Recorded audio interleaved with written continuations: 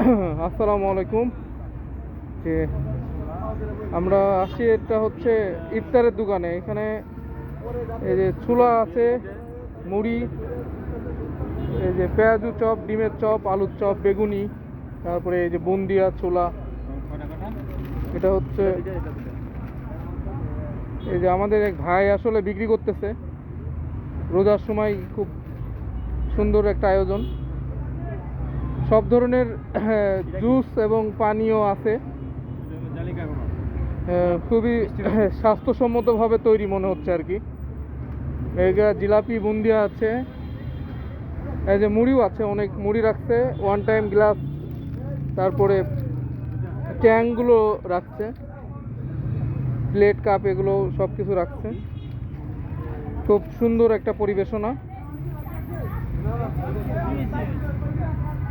আচ্ছা, ধন্যবাদ।